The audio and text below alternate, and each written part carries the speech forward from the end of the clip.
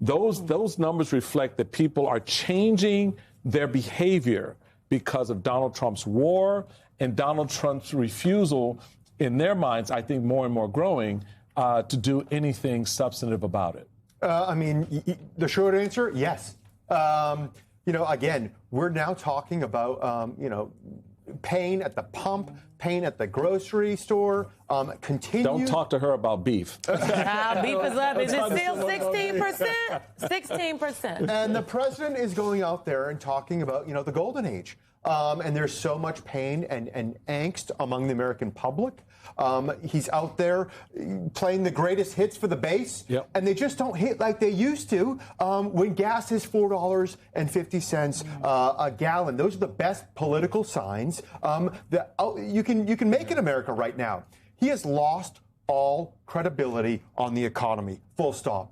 And Luke, I talk to Republicans every single day. And Michael, we were talking this week. If you're a Republican, why are you going out to vote in the midterms?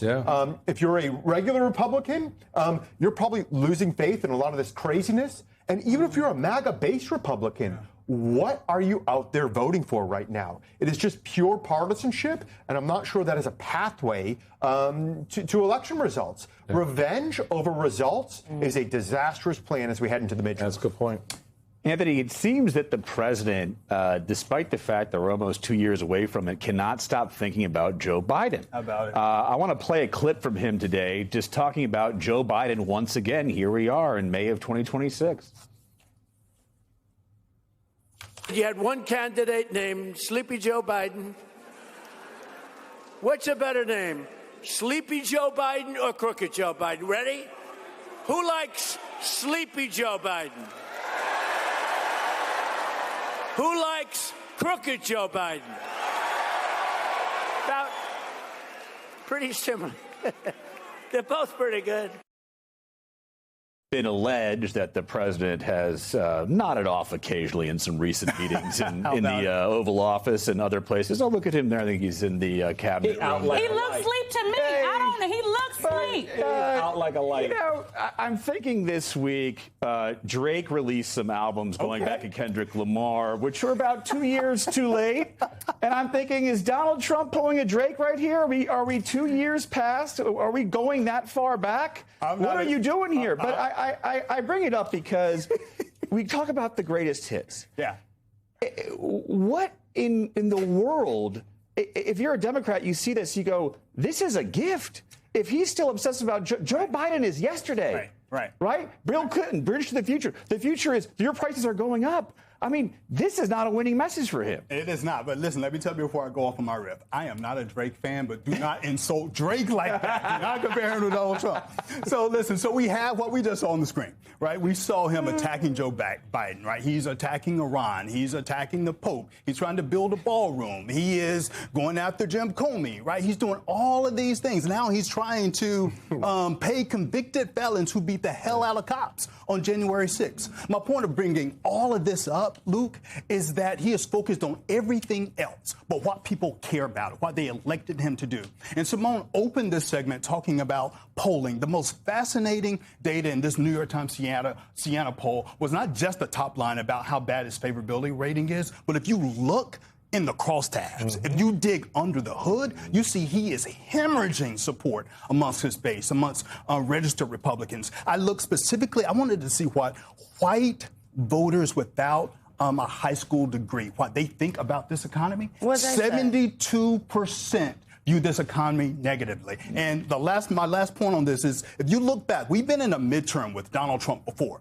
2018, the numbers that I just cited were not as bad as they were then. And in that race, Trump and his party lost 40 seats. That's why that's why the Republicans you guys are talking about on the Hill, that's why they are sounding the alarm, because the numbers are truly awful.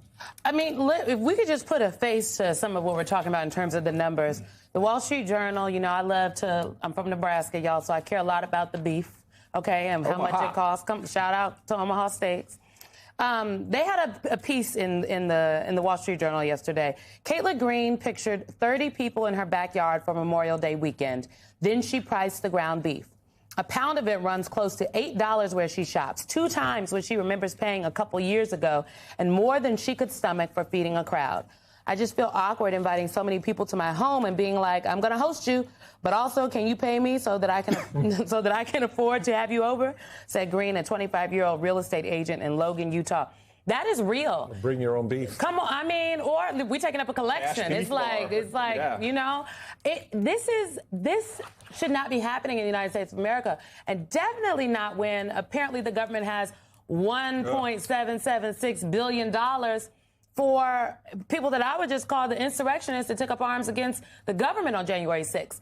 This split screen is terrible. Mm-hmm. Yeah, there's a lot there. Let me just say, January 6th, I resigned January 6th, and I take no pride out of that.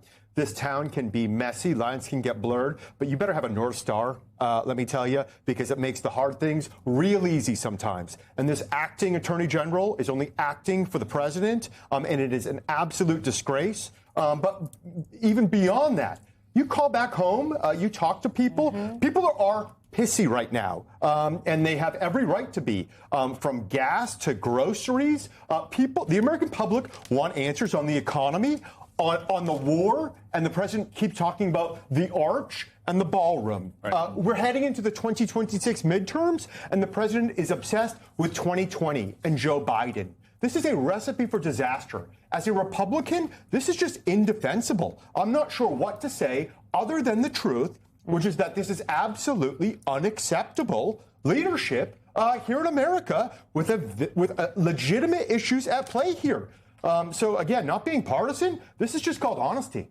Yeah, and let's just be honest about the fact that you can think you're patriotic by stealing $1,776,000,000 and thinking that you're somehow tax dollars, right? Somehow you are patriotic because it's 1776, right?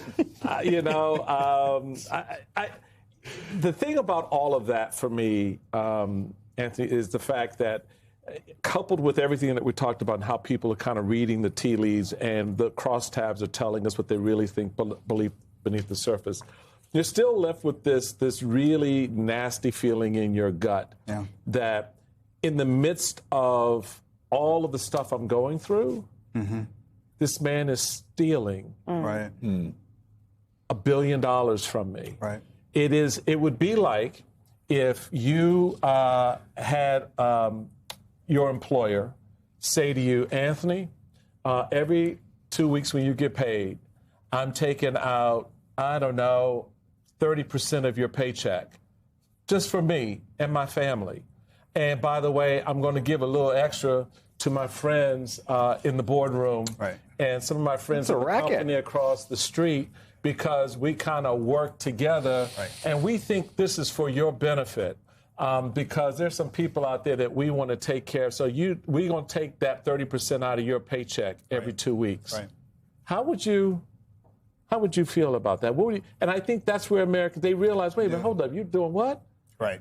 On top of everything else? That's my point. And I think this is what we were talking about earlier, right? If you are a Republican who is trying to win, if you're up in 5.5 months, there are 2 things that win elections, right? I'm looking at the campaign operative over here. You have to have an authentic message that resonates and that persuades. And then you have to have a strong ground game. And those 2 things are connected. The message, you can't talk about a ground game if people don't believe authentically in what you are selling and what you're telling them. And so the clip that you read about the lady with the ground beef, that's why they are not going to be able to get over the line on election day if all is equal.